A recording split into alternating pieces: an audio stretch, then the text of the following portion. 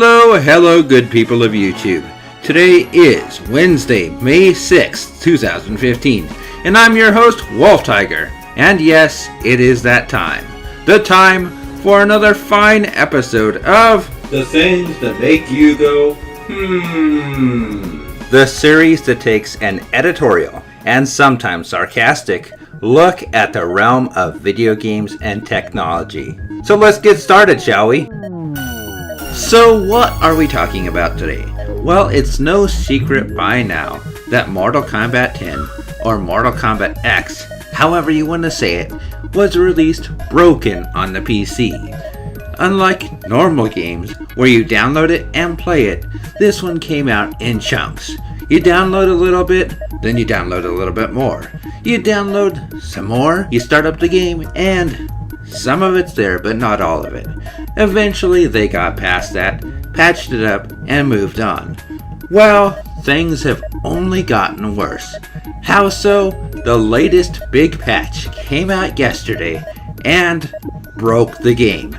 That's right, a game that barely worked is broken even worse because it deleted saves. So, fearing more repercussions, it was totally taken down. 15 gigabytes just gone like that. Let me get you more details on this story.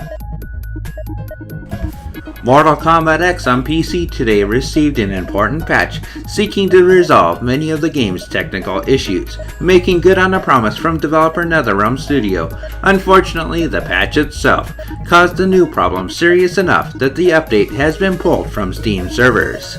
Following the patch's release earlier today, numerous players began reporting that their saved games had disappeared. Roughly 2 hours later, a new update appeared on Mortal Kombat X's Steam Community Hub, explaining we are temporarily removing the patch until we can pinpoint the cause of the save data loss. We are actively working on this, and we will keep everyone posted as we work towards a fix. We sincerely apologize for this disruption. Making matters worse, the patch was, among other things, supposed to add a save data safety check to try to eliminate save data loss. This has proven to be frustrating news for MKX players who have already been dealing with numerous issues, including crashes for weeks. There have been problems since launch in mid-April, when many people found themselves unable to download and install the game. This was due to the use of a new Steam installation system, meant to allow the game to be played without all of its files being downloaded. So there you have it. Mortal Kombat is broken again. But honestly, how long has it actually fully worked since launch? Almost not at all. That's a sad thing to say. I mean, here we've had a game that didn't work at launch because you had to download it and wait some more. Because your game is partially downloaded, you can start it, but it doesn't actually work. Does it say fully downloaded? You might not actually fully have the game. On top of that, there was Day 1 DLC, including DLC on the disc. That's right, already there, waiting for your money to be entered so you can play what you've already paid for. On top of that, microtransactions up the butt. And all I can say about that is, welcome to the future of online gaming. It's a sad state of affairs, but this is the direction that the gaming industry has been headed for the last several years. After all, we've seen all of these things in individual games left and right.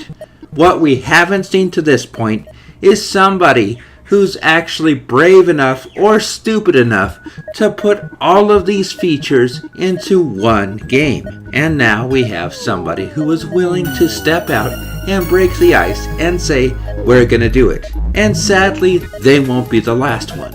Sure, things could have been better if the launch had gone smoother, but let's be honest here. Most of these ideas aren't very good from a consumer standpoint. We all know that. And yet the game sold millions of copies based fundamentally on its Mortal Kombat name brand.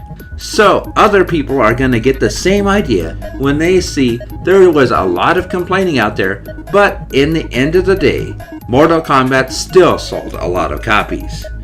So unless things change on the consumer basis, where people stop buying games that are made like this, developers and publishers are going to keep pushing the envelope and trying these new ideas to milk you out of your money. So in conclusion, if you really want to make a difference, don't buy a game like this. If you see this same team, this same developer pulling the same kind of moves again, be smarter in the future and wait a while. Don't buy the game right away because you know it's gonna be broken, it's gonna need patches, and just for a little bit of warning, know that those patches might actually break your game, so wait even longer. Otherwise, you're just gonna keep encouraging developers and publishers to keep doing this kind of crap. But, of course, that's just my opinion on the matter, and I'm one small voice. As always, we'll keep our eyes open and see what happens next. That's all for now. Peace out.